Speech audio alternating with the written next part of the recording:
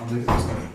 మనకి రోడ్ సేఫ్టీలో భాగంగా గత 4 days నుంచి ఎస్పెషల్లీ ఎనిమిది టౌన్ పరిసరాల్లో మొత్తం కూడా ఈ మైనర్ డ్రైవింగ్ మీద కొంచెం స్పెషల్ డ్రైవ్స్ చేపట్టాము. దానిలో భాగంగానే సుమారుగా ప్రతిరోజు 20 నుంచి 30 బైక్ని సీజ్ చేయడం జరుగుతుంది. వాటిని సీజ్ చేయడమే కాకుండా వాటికి మళ్ళీ ఈచరణ మేరకు ఫైన్స్ ఇంపోజ్ చేయడమే, అదేవిధంగా వాళ్ళ పేరెంట్స్ ఎవరైతే ఉన్నారో ఆన్లైన్ స్టేషన్ పిలిపించి కౌన్సిలింగ్ చేస్తున్నాము.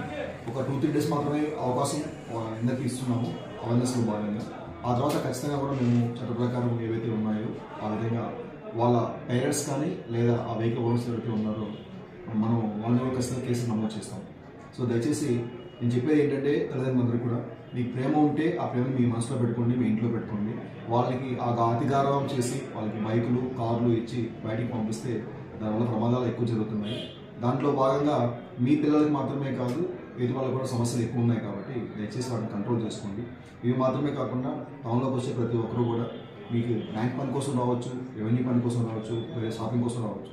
ఎప్పుడు వచ్చినా సరే మీరు మీ పని చూసుకోవాలన్న ఆతృతలో మీ బైకుల్ని వాహనాలని రోడ్డుకి చాలామందికి అడ్డంగా పెట్టేస్తున్నారు. దానివల్ల ఎంతవరకు బాగా ఇబ్బంది జరుగుతుంది.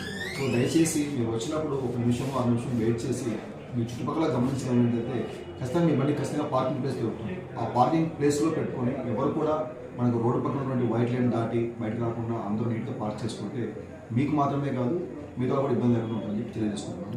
గట్టిగా మాకు సపోర్ట్ చేసి మంచి అవేర్నెస్ కలిగించగలిగితే దానివల్ల మన టౌన్ బాగా డెవలప్ అవుతుంది.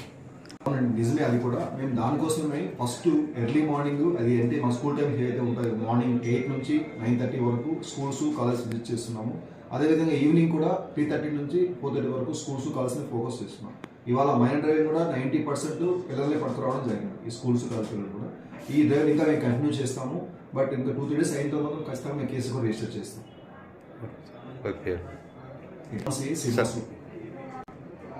ఎమ్మిందూరు టౌన్ సిఐ శ్రీనివాసులు.